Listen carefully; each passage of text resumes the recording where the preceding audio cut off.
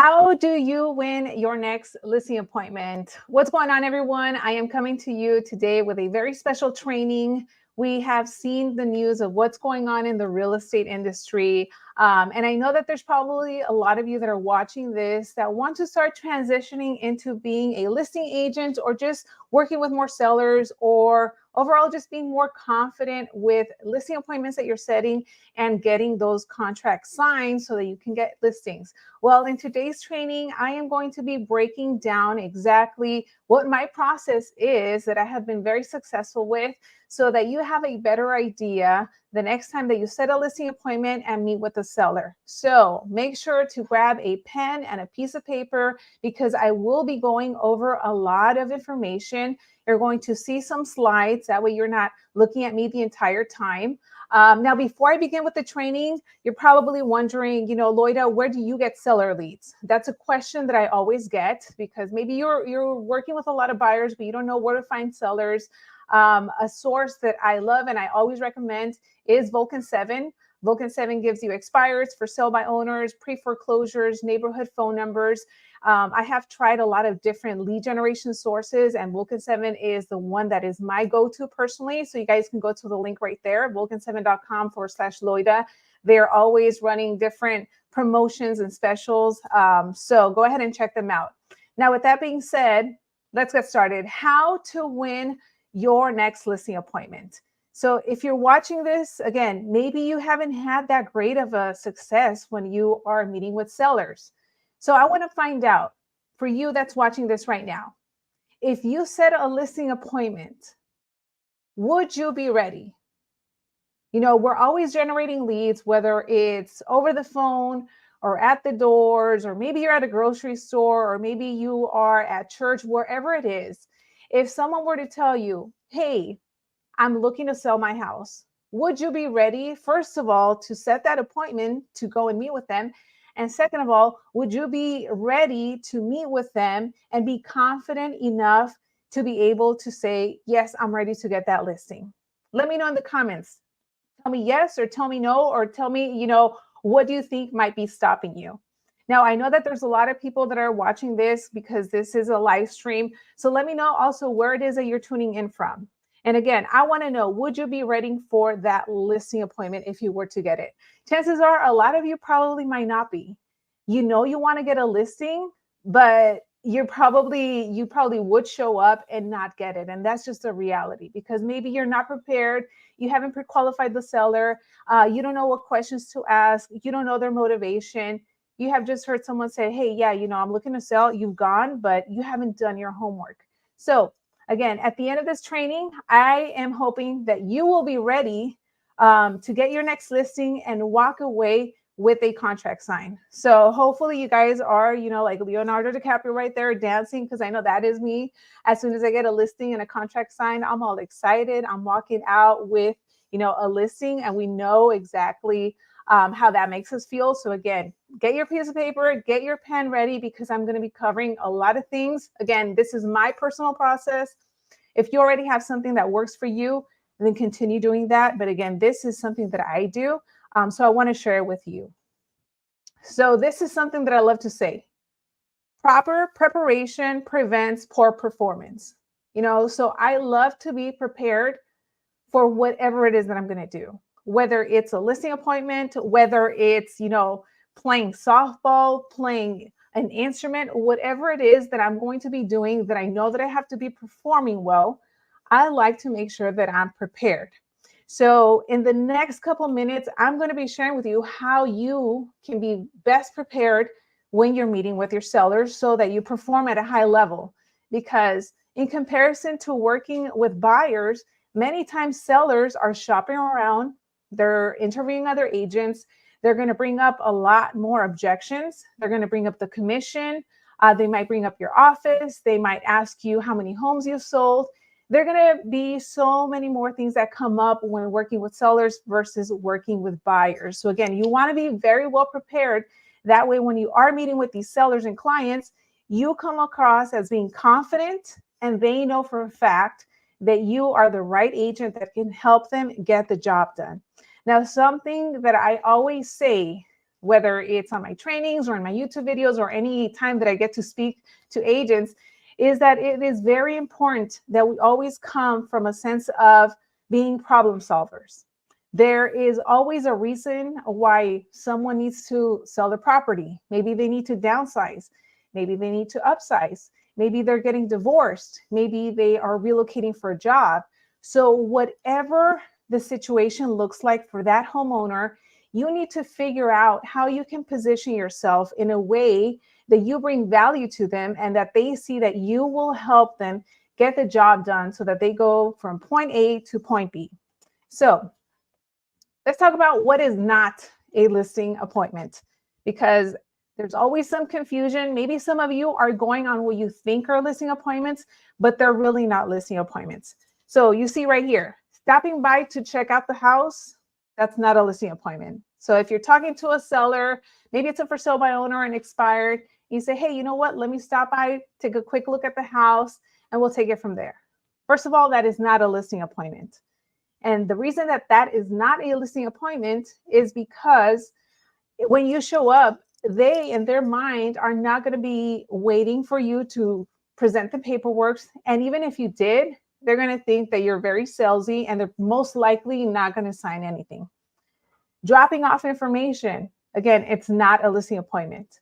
So it's cool if you say, hey, you know what, Jennifer, I'm going to stop by your house. I'm going to drop off some information about myself and my team. That way you can get to know a little bit about us. Again, that dropping off information is not a listing appointment. Stopping by because you might have a buyer, but you really don't. That is also not a listing appointment. Now, hopefully, those of you that are watching this right now are not doing that, but I see that happening so many times, especially with for sale by owners. There will always be agents that reach out to them and say, hey, you know what? I might have a buyer for your house, but I need to stop by and see if it's a good fit. Or they say, yeah, you know, I have a buyer. Can I stop by and take a look? And what they end up doing is that they end up showing up to the house. And then once they're in the home in front of the seller, they try to do a bait and switch and try to convince them to list with them on the spot. So again, that is not a listing appointment. Also, stopping by to meet with them with the intention that you're going to try to convince them to list with you and you're going to make them sign on the spot. Again, if you have to try to convince someone, I mean, you probably already lost them. I don't like being convinced to. I want to see the value that you bring to me. And again, if you are just showing up to someone's house thinking, hey, well, you know what, when I'm there, I'm just going to convince them to sign with me. Most likely it's not going to happen because, again, it goes back to the previous slides where I mentioned the preparation. So how do you prepare? So first, identify that the seller is actually serious and make sure that it's been made clear that this is a listing appointment where the seller will make a decision to hire you or not to sell their property. So you need to identify that the seller is serious. So what do I mean by that? So when you are talking to someone and they have already told you that they're looking to sell, you need to go through a series of questions where you are pre-qualifying them. We want to find out the motivation. Where are they going? What is their time frame? What is important to them about making the move? What are they looking for in their next property if they are going to purchase? Would they be contingent? Is this an investment property or is this their primary residence? And the reason that you want to find out all of this information is because this will help you prepare. That way, when you meet with them again, whether it's in person or on Zoom, you know exactly how you can help them. So, which is the step 2, pre-qualifying and asking the seller these important questions that will help you do your homework. So once you do your homework, you take a look at the comparables and you prepare a comparative market analysis, contracts, information about yourself. And typically what I like to do is that I like to send this 2 days before the listing appointment. So let's say today is Friday. I set an appointment with a seller, let's say on Sunday or Monday, whichever. I would send the paperwork today. Let's say I set an appointment for next week, Wednesday. I would send everything on Monday. Now, the reason that I personally like to send all of this is because I want to make sure that the seller knows that when we're getting together, I'm bringing the paperwork. And this also gives them enough time to take a look over everything should they have any questions. You see, you'll probably have noticed, and you may have already been through situations where you're meeting with sellers and they say, you know what, let me think about it. Or they tell you, everything you said sounds good, but I need some time to read over the paperwork that you sent. So by sending everything ahead of time, this eliminates them bringing that up, because now, assuming that they read over it, there's really no reason as to why they should or should not be able to make a decision once you get together. So again, you being prepared, sending everything up front will put you in a better position so that when you meet in person, everyone is on the same page in terms of the price, the commission, what you do, who you are, and the seller can't bust out saying, you know, I need some time to take a look at over the paperwork. Now, some of you may do this already, some of you might not, and it's working out. Again, everything that I'm sharing with you right now are things that I do in my process. It has worked all of these years. I have never had any problems. And again, I just like to set myself up for success so that when I am meeting up with the seller on that listing appointment, the likelihood of them hiring me is going to be much higher for them to sign and get the ball rolling. And again, I'm not coming across as pushy. You know, I'm just coming across as being very well prepared. And they see that, you know, if you hire Loida, Loida means business. I'm not here to mess around. I'm not here to waste your time. That's why I send everything up front. And typically that's what I will tell a seller. I will say, you know what, Mr. Seller, I'm going to shoot you an email with all of the information that we're going to be covering on Wednesday at 3 o'clock. Please go ahead and take a look at it, because it's going to answer 90% of the questions that you might have in regards to the sale of your property. So as you're watching this, once I'm done, you might have to rewind and write down that line. And again, that is the line that you want to give your seller. So 2 days before your listing appointment, you send that over, they take a look at it. So as we continue, how do you become an expert? Because this is a question that, you know, I always get. Well, Loida, how do I make sure that I am seen as an expert when I'm meeting with these sellers? Look at the MLS for comparables that are active, pending, and sold, and look at the homes that the condition is very similar to the listing or the home that you're going to potentially list, and just see, you know, the price, the condition, if there were any price adjustments, any private remarks. You want to take a look and see how long certain properties took to sell. What I also like to take a look and see is if it was tenant occupied, how easy it was for the property to be shown, how much percentage was given out to the buyer's agent. Because as you do your homework, this will tell you a lot in regards to what's happening in that neighborhood. So the more homework that you do, once you meet with the seller, and once, if you remember a couple, you know, minutes ago, I mentioned about pre-qualifying. Some of the pre-qualifying questions that you're also going to ask will be in regards to the condition of the property. So, you know, have you done any upgrades? How many bathrooms, bedrooms, square footage, any deal breakers, not deal breakers, anything that a buyer might see as negative, roof, electrical. You want to find all that out. That way, once you are doing your homework and we come to this section of being an expert, you can kind of compare the condition of their property and what they told you to the homes that have recently sold, what's active and what's pending. And this is how you'll be able to come up with a very good price to suggest to them in terms of what their home might be worth. Now, something that I want you to note is that this is just an estimated number. So let's say I'm talking with the seller and I pre-qualify them. I ask them all about the property. Once I meet with them in person, and actually when I send over the email, I also write in the email that the comparables that I'm sending over and the suggested price, it's all estimates. And once I meet with them in person, we can go over everything, and whatever needs to be adjusted can be adjusted. Because what happens sometimes is that you'll have a seller that tells you that their house is a 9 out of 10, 10 being remodeled, and you show up and it's more like a 5.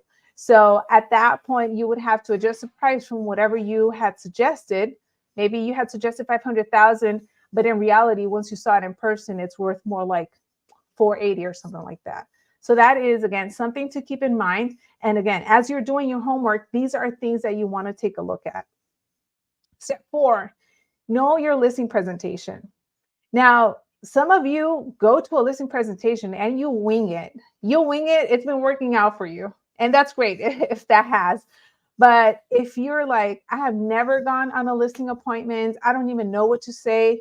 There's a lot of listing appointment scripts out there. I have a video that I highly recommend on my YouTube channel for you to watch. It's a role play of me doing a live listing presentation with another agent, and he was pretending to be a difficult seller. I would highly recommend for you to watch that listing presentation. I still do that listing presentation up until this day. And the whole reason that you want to have a listing presentation is because you want to be able to be the one in charge of guiding the conversation.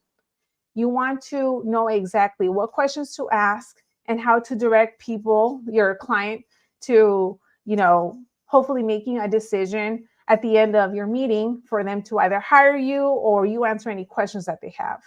Now, sometimes agents say, oh, well, you know what? A listing presentation is too long, or I don't really need it. I'm just going to go in there and talk to them because, I'm a smooth talker or I'm good. It doesn't matter. Whether you follow the listing presentation script or not, it's very important for you to at least have an understanding of the questions to ask. That way, again, you are coming across as an expert. And just like it says here, this will guide you to have a conversation where you are in control. If you're not in control, you're going to find yourself in situations where the sellers just tell you everything about the house, and then they go off on a tangent telling you about their grandkids and their boat and baseball.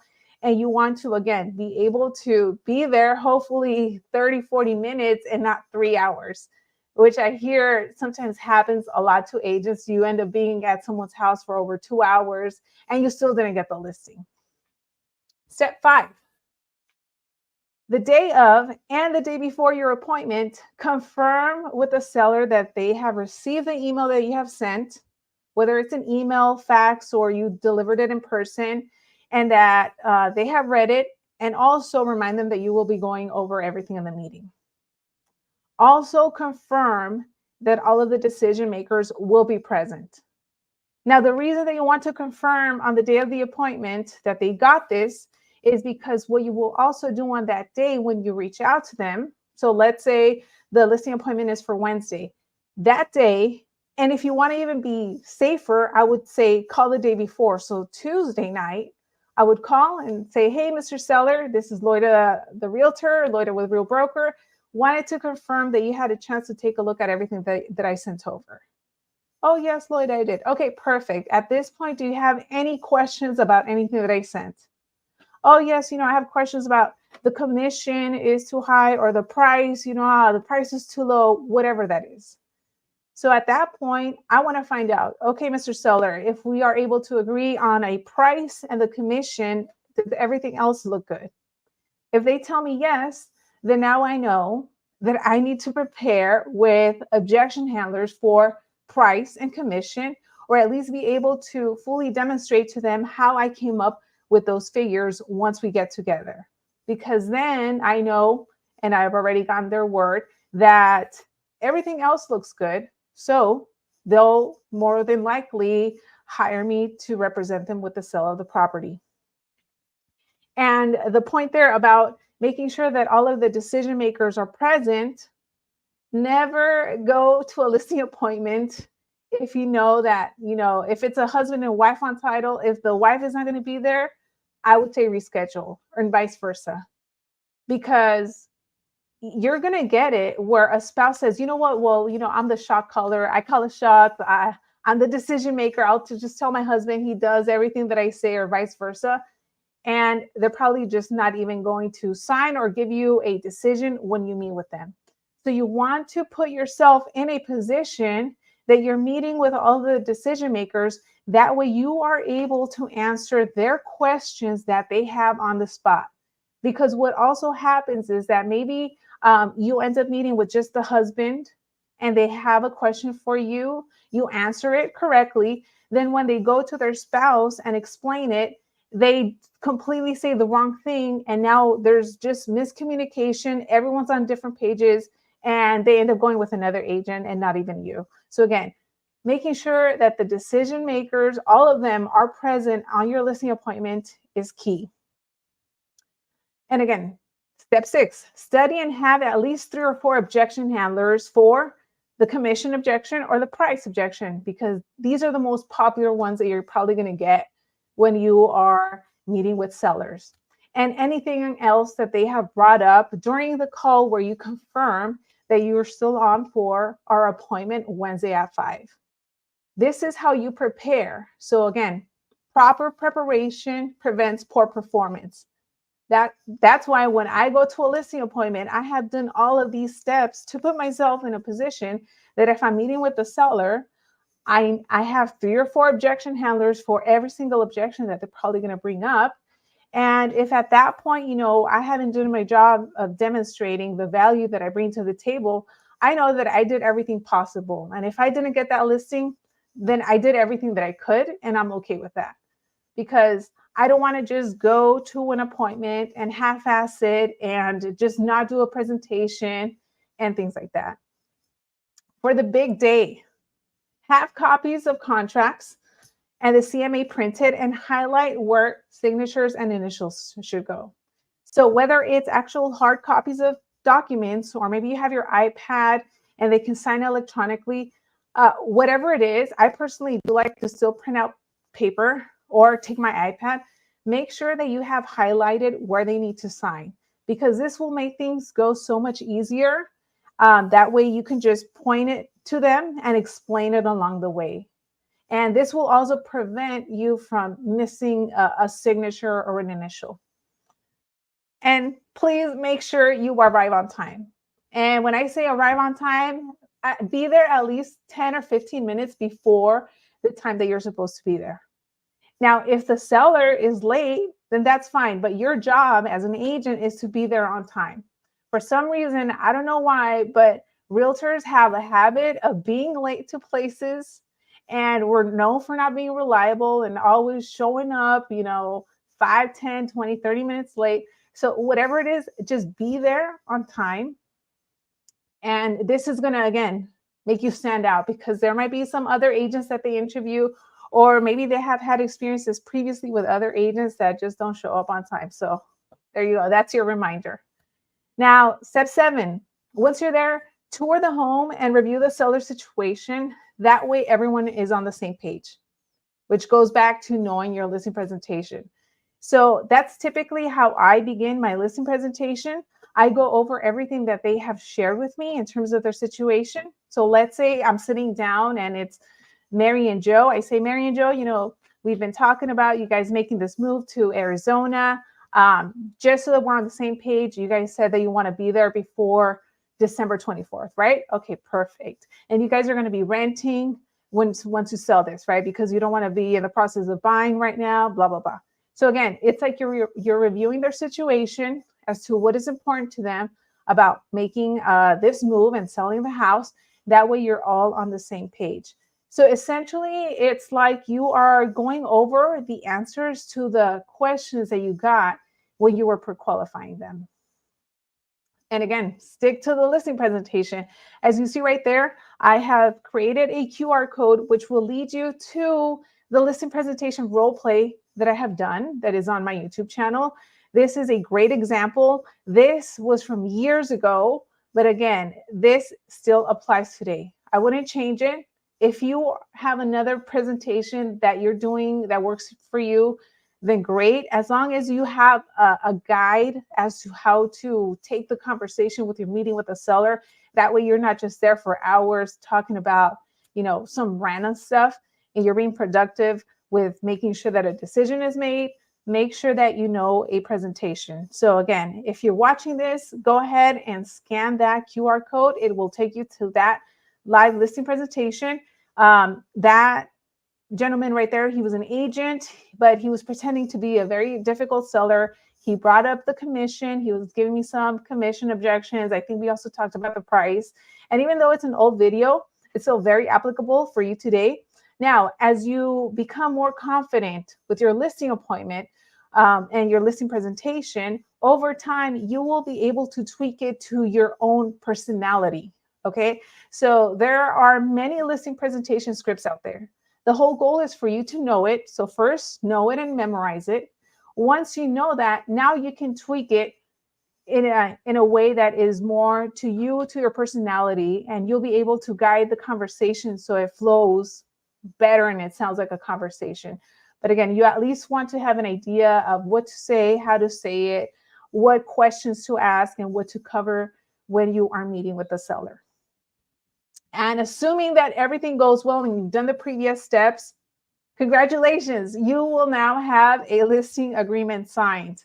And this is going to be really exciting. I'm sure that you guys have all heard the phrase, got a list to last. And the reason that I love listings and going after sellers is because once you have a listing agreement and you're working with the seller, you meet with them probably once or twice. You put a lockbox if it's a vacant house.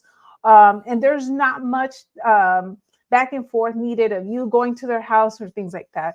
Versus when you're working with a buyer, you have to adjust your schedule to them, drive around, show them properties, submit offers.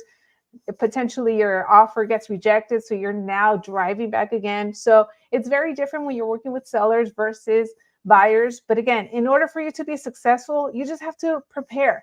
You just have to prepare, and you just have to know that if you're putting in the work, you're going to get the results. Sellers, they might seem scary. It might seem scary going after for sale by owners or expireds, but you know, I've done it. I started my business that way because I personally knew that I wanted to have more control of my business. And I just started reaching out to them. I had the scripts in front of me. I was not confident, but I knew that eventually, if I made enough phone calls, I would get a seller, a homeowner that needed my help selling a property. And I will have gotten them at the right time and take it from there. So you're not going to get 100% of the listings that you go on appointments for, but the whole goal is for you to at least set yourself up to be successful. Once you get there, be prepared, pre-qualify. Make sure that you are pre-qualifying these sellers, because what you'll also notice is that there will be times that you end up canceling appointments. I can't tell you how many times I have canceled appointments with sellers just because they were not realistic on the price, or they were just not motivated. If someone tells me that they want $1 million for their property and I know it's worth 700,000, and they tell me, well, if I don't get $1 million, I'm not selling. Well, then you know what? I'm canceling that appointment. I'm not going with that appointment because I don't want to be an agent that takes an overpriced listing and have a property sit when I know it's not going to sell. And there are going to be agents that take overpriced listings because they just want to sign in the yard to get sign calls. But again, the type of person that I am, that hopefully you are, if you're watching this, is that we want to be agents that are there to help our clients if we can actually help them. Not lie to them, not BS them, not, try to swindle them or do things that are unethical. Again, our goal should be to help our clients either buying, selling, investing, or whatever it is. And if we can help them, be okay with turning that business away. So hopefully this has helped you. If you have any questions, you can start posting this. You can drop them right now. This is a live stream. And I will be covering some questions, but if not, this will remain. So you can go back and watch it, see what I said, see how I said it. And just know that if you are looking for sellers, right now is a great time. We have been seeing exactly what has been going on in the real estate market, the real estate community with lawsuits and things like that. So I am seeing a lot more agents wanting to transition into listings and go after sellers just because, there's some uncertainty when it comes to buyers, agents, and commissions. So with that being said, let me take a look at some of the comments. Do you win every listing presentation? I feel like it's just me that loses some. This one. No, like I said, I don't win all of them. And there's been many times that I have objection handled for like 30, 40 minutes and done everything that I could and ended up leaving. And this particular scenario where this happened, it was with a for sale by owner. And he said, I'm not paying more than 4%. And I was there and I handled that objection so many times that when I left, I was okay with not getting that listing. And you know what's funny is that a month later, that for sale by owner called me back and asked me if I would still be willing to work with him at a full commission. So as long as you demonstrate your value and you come across confident, a seller's going to know whether you're the right fit or not. And even if they decide not to pick you and go with someone that's cheaper or someone that told them that they can sell their home for more, if they don't get the result, you're going to see it because you can probably go on the MLS and you can see that they've been sitting on the market or that they're overpriced. And when I have seen that, because it's happened to me, in a way, I'm like, man, that sucks that he didn't want to hire me because he only wanted to pay 2%. But here he is, 80 days later, home hasn't sold. Nothing I can do about it. The only thing that I can do is continue prospecting and get myself another client that will appreciate me and what I bring to the table and the fact that I actually can help them. Any other questions? This other one. So you add the commission in the email package. The commission in the contract, I don't add it there, but in the estimated net sheet, which I do send, I will add it there. And again, in the email that I send, I let the seller know that when we get together, we're going to go over everything, all of the numbers. These are just estimates. So once we're in person or once they take a look at everything and I call them and confirm, if that is brought up, then I know how to handle that objection. All right, everyone. Well, hopefully this training has been helpful for you. If it has, drop me a comment, send me a message on Instagram or wherever it is that you guys follow me. I'm going to be doing a lot more of these, especially focusing on listings and cold calling. But if you have any other suggestions or ideas for types of trainings that you want to do, go ahead and let me know. I want to do more long form content and things like this because I think it's really helpful. And yeah, I appreciate you being here and I will see you on the next one.